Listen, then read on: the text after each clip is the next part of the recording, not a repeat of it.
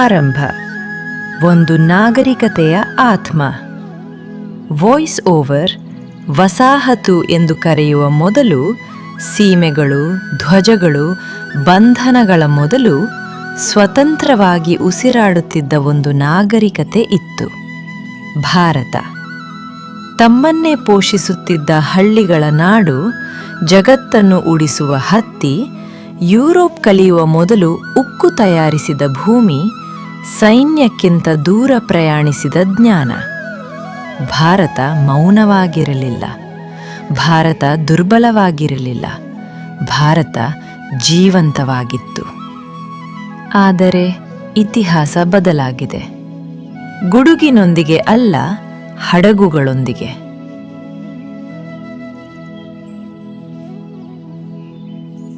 ಅಧ್ಯಾಯ 1. ವ್ಯಾಪಾರದಿಂದ ಬಂಧನಗಳವರೆಗೆ. 1700-1757. ಅವರು ಆಕ್ರಮಣಕಾರರಾಗಿ ಬಂದಿಲ್ಲ, ವ್ಯಾಪಾರಿಗಳಾಗಿ ಬಂದರು. ಬ್ರಿಟಿಷ್ ಈಸ್ಟ್ ಇಂಡಿಯಾ ಕಂಪನಿ ನಗುತ್ತಾ ಮಾತುಕತೆ ಮಾಡಿ ಲಾಭದ ಭರವಸೆ ನೀಡುತ್ತಾ. ಗೋದಾಮುಗಳು ಕೋಟೆಗಳಾದವು, ಲೆಕ್ಕ ಪುಸ್ತಕಗಳು ಕಾನೂನುಗಳಾದವು, ಸ್ನೇಹ ನಿಧಾನವಾಗಿ ನಿಯಂತ್ರಣವಾಯಿತು. 1757ರಲ್ಲಿ ಪ್ಲಾಸಿಯಲ್ಲಿ ಕೆಲವೇ ಗಂಟೆಗಳ ಯುದ್ಧ, ಆದರೆ ಶತಮಾನಗಳ ಪರಿಣಾಮ. ಧೈರ್ಯವಲ್ಲ, ನ್ಯಾಯವಲ್ಲ, ವಂಚನೆ ಭಾರತವನ್ನು ಸೋಲಿಸಿತು. ಒಂದು ಕಂಪನಿ ಈಗ ಒಂದು ದೇಶವನ್ನು ಆಳುತ್ತಿತ್ತು. ಅಧ್ಯಾಯ 2. ಪಶ್ಚಾತ್ತಾಪವಿಲ್ಲದ ಲೂಟಿ.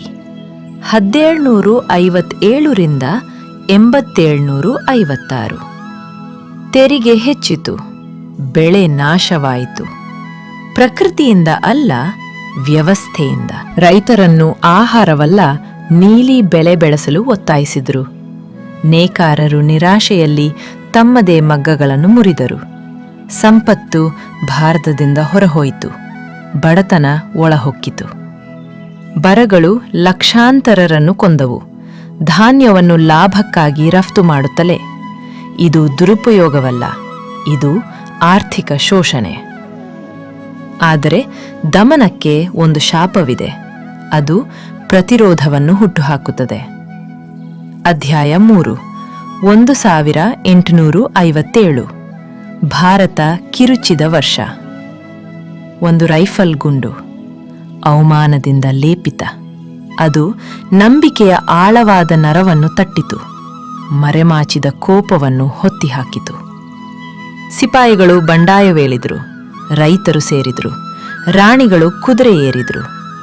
ರಾಣಿ ಲಕ್ಷ್ಮೀಬಾಯಿ ಸಿಂಹಾಸನಕ್ಕಾಗಿ ಅಲ್ಲ, ಗೌರವಕ್ಕಾಗಿ ಹೋರಾಡಿದ್ರು. ಬಂಡಾಯ ಸೋತಿತು, ನಗರಗಳು ಹೊತ್ತಿಕೊಂಡವು, ಜೀವಗಳು ಕ್ರೂರವಾಗಿ ಕಳೆದು ಹೋದವು. ಆದರೆ ಒಂದು ಅಪ್ರತಿಹತ ಘಟನೆ ನಡೆಯಿತು. ಭಾರತ ಮಾತಾಡಿತ್ತು, ಬ್ರಿಟಿಷರು ಕೇಳಿದ್ರು ಮತ್ತು ನಡುಗಿದ್ರು. ಅಧ್ಯಾಯ 4. ಕಿರೀಟದ ಕಠಿಣ ಹಿಡಿತ. ಕಂಪನಿಯನ್ನು ತೆಗೆದುಹಾಕಲಾಯಿತು, ಬ್ರಿಟಿಷ್ ಕಿರೀಟ ಬಂತು. ಹೆಚ್ಚು ಶಕ್ತಿಶಾಲಿ, ಹೆಚ್ಚು ನಿರ್ದಯ, ಹೆಚ್ಚು ಸಂಘಟಿತ. ರೈಲು ಮಾರ್ಗಗಳು ನಿರ್ಮಿಸಲ್ಪಟ್ಟವು, ಭಾರತೀಯರಿಗಾಗಿ ಅಲ್ಲ, ಸಂಪತ್ತನ್ನು ವೇಗವಾಗಿ ಸಾಗಿಸಲು. ಶಿಕ್ಷಣ ನೀಡಲಾಯಿತು, ಬುದ್ಧಿಯನ್ನು ಮುಕ್ತಗೊಳಿಸಲು ಅಲ್ಲ, ವಿನೀತ ಗುಮಾಸ್ತರನ್ನು ಸೃಷ್ಟಿಸಲು. ಆದರೆ ಅವರು ಒಂದು ವಿಷಯವನ್ನು ಕಡಿಮೆ ಅಂದಾಜಿಸಿದರು, ಎಚ್ಚರಗೊಂಡ ಮನಸ್ಸು. ಅಧ್ಯಾಯ 5. ಭಾರತ ಯೋಚಿಸಲು ಆರಂಭಿಸುತ್ತದೆ. 185ರಿಂದ 915. ಪತ್ರಿಕೆಗಳು ಆಲೋಚನೆಗಳನ್ನು ಹರಡಿದವು, ಸಭೆಗಳು ಧೈರ್ಯವನ್ನು. ಭಾರತೀಯ ರಾಷ್ಟ್ರೀಯ ಕಾಂಗ್ರೆಸ್ ಹುಟ್ಟಿತು, ಆಯುಧಗಳಿಂದ ಅಲ್ಲ, ಪದಗಳಿಂದ. In 1885, a new chapter of India began. The Indian National Congress was born. It was founded by a British man, Alan Octavian Hume. who believed that dialogue was stronger than violence. ಭಾರತೀಯರು ಅಪಾಯಕಾರಿ ಪ್ರಶ್ನೆಗಳನ್ನು ಕೇಳಿದರು. ನಮ್ಮನ್ನು ಏಕೆ ಆಳುತ್ತಾರೆ? ನಮ್ಮ ನೆಲದಲ್ಲೇ ನಾವು ಬಡವರು ಏಕೆ? ಅನಂತರ ಒಬ್ಬ ದುರ್ಬಲ ವ್ಯಕ್ತಿ ಮನೆಗೆ ಮರಳಿದರು. ಅಧ್ಯಾಯ 6. ಗಾಂಧಿ ಮತ್ತು ಆತ್ಮದ ಕ್ರಾಂತಿ. ಮೋಹನದಾಸ್ ಕರಮಚಂದ ಗಾಂಧಿ. ಕಿರೀಟವಿಲ್ಲ, ಸೈನ್ಯವಿಲ್ಲ, ಕೋಪವಿಲ್ಲ. ಅವರು ಸತ್ಯವನ್ನು ಆಯುಧವನ್ನಾಗಿಸಿದರು. ಚಂಪಾರಣ ರೈತರಿಗೆ ಶಕ್ತಿ ತೋರಿಸಿತು. ಉಪ್ಪಿನ ಸತ್ಯಾಗ್ರಹ ಸಾಮ್ರಾಜ್ಯಕ್ಕೆ ಅದರ ದುರ್ಬಲತೆ ತೋರಿಸಿತು. ಲಕ್ಷಾಂತರರು ಅನುಸರಿಸಿದರು. ಮಹಿಳೆಗಳು ಮನೆ ಬಿಟ್ಟು ಬಂದರು.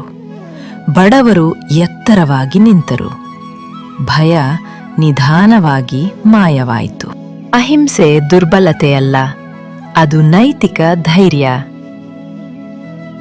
ಅಧ್ಯಾಯ 7. ಹಲವು ದಾರಿಗಳು, ಒಂದು ಕನಸು. ಸ್ವಾತಂತ್ರ್ಯಕ್ಕೆ ಒಂದು ಧ್ವನಿ ಇರಲಿಲ್ಲ, ಹಲವು ಧ್ವನಿಗಳಿದ್ದವು. ಸುಭಾಷ್ ಚಂದ್ರ ಬೋಸ್ ಬೇರೆ ದಾರಿ ಆಯ್ಕೆ ಮಾಡಿಕೊಂಡರು. ಭಾರತೀಯ ರಾಷ್ಟ್ರೀಯ ಸೇನೆಯೊಂದಿಗೆ ಸಾಮ್ರಾಜ್ಯವನ್ನು ಸವಾಲು ಮಾಡಿದರು. ಬ್ರಿಟಿಷ್ ಸೈನಿಕರ ನಿಷ್ಠೆಯನ್ನು ಕದಡಿದರು. ಭಾರತೀಯರು ಹೋರಾಡಬಲ್ಲರು ಎಂಬುದನ್ನು ಜಗತ್ತಿಗೆ ನೆನಪಿಸಿದರು. ಭಗತ್ ಸಿಂಗ್ ಯುವ, ನಿರ್ಭಯ, ಅಜೇಯ. ದೇಶ ಎಚ್ಚರಗೊಳ್ಳಲು ಅವರು ಗಲ್ಲನ್ನು ಮುದ್ದಿಸಿದರು. B.R. Ambedkar fought a quieter war against caste, humiliation and inequality. ಯುದ್ಧ ಹೋರಾಡಿದರು, ಜಾತಿ, ಅವಮಾನ, ಅಸಮಾನತೆ ವಿರುದ್ಧ. ಸ್ವಾತಂತ್ರ್ಯ ಎಂದರೆ ನ್ಯಾಯವೂ ಆಗಬೇಕು ಎಂದು ಖಚಿತಪಡಿಸಿದರು. ಅಧ್ಯಾಯ 8. ಅಂತಿಮ ಘಂಟೆಗಳು. ನಂಬರ್ 1647. ಸಾಮ್ರಾಜ್ಯ ದಣಿದಿತ್ತು. ಜಗತ್ತು ಬದಲಾಗಿತ್ತು. ಆಶೆ ಮತ್ತು ಕಣ್ಣೀರಿನಿಂದ ತುಂಬಿದ ಮಧ್ಯರಾತ್ರಿ ಭಾರತ ಸ್ವತಂತ್ರವಾಯಿತು.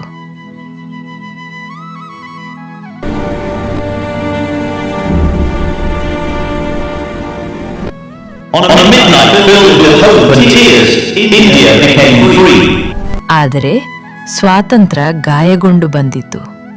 ವಿಭಜನೆ ಕುಟುಂಬಗಳನ್ನು ಹರಿದಾಡಿತು. ರೈಲುಗಳು ಕನಸುಗಳಲ್ಲ, ಶವಗಳನ್ನು ಹೊತ್ತೊಯ್ದವು. ಸ್ವಾತಂತ್ರ್ಯ ದೊರಕಿತು, ಆದರೆ ಏಕತೆ ಪರೀಕ್ಷಿಸಲ್ಪಟ್ಟಿತು. ಅಂತ್ಯ. ಭಾರತದ ವಾಗ್ದಾನ. ಭಾರತ ಎದ್ದಿತು. ಸ್ವಾತಂತ್ರ್ಯವನ್ನು ಕೊಟ್ಟದ್ದರಿಂದಲ್ಲ, ಅದನ್ನು ಗಳಿಸಿದ್ದರಿಂದ. ಯಾತನೆಯ ಮೂಲಕ, ತ್ಯಾಗದ ಮೂಲಕ, ನಂಬಿಕೆಯ ಮೂಲಕ. ಇದು ಕೇವಲ ಇತಿಹಾಸವಲ್ಲ, ಇದು ಒಂದು ನೆನಪು. ಸ್ವಾತಂತ್ರ್ಯ ಬದುಕುವುದು ನೆನಪಿಸಿದಾಗ, ರಕ್ಷಿಸಿದಾಗ, ಗೌರವಿಸಿದಾಗ.